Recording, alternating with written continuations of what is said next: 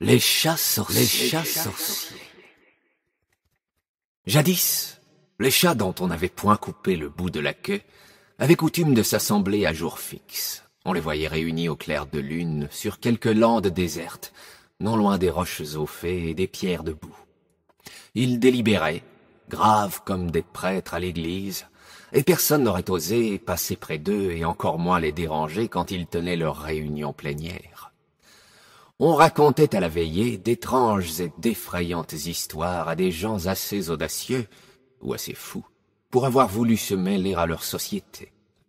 Les uns étaient morts subitement, d'autres avaient été si terrifiés de voir tous les chats darder vers eux leurs prunelles brillantes comme des charbons ardents et les regarder d'un air irrité, que leurs cheveux étaient devenus blancs en une nuit, et ils tremblaient encore, rien qu'en pensant aux assemblées nocturnes des matous.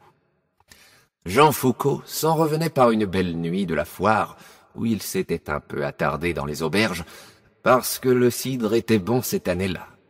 Il était tout joyeux et marchait gaiement en chantant à tue-tête, lorsqu'au détour d'un chemin creux, il aperçut tout à coup une nombreuse réunion de chats rangés autour d'une croix de pierre. Il y en avait de toutes les grosseurs et de toutes les couleurs. À la vue de tous ces matous, la voix du chanteur s'étrangla dans son gosier. Il se mit à trembler comme un homme qui a les fièvres, car les chats poussaient des miaulements irrités, voûtaient leur dos souple où le poil se hérissait, redressaient leur queue et le regardaient avec des yeux qui luisaient dans la nuit. Sa terreur augmenta encore lorsqu'il vit le plus gros de la bande accourir vers lui. Il ferma les yeux, s'attendant à être mis en pièces, et récita son acte de contrition. Mais, au lieu de sentir les griffes du chat s'enfoncer dans sa chair, il s'aperçut que l'animal se frottait le long de ses jambes en faisant un ronron joyeux, comme s'il avait eu envie d'être caressé.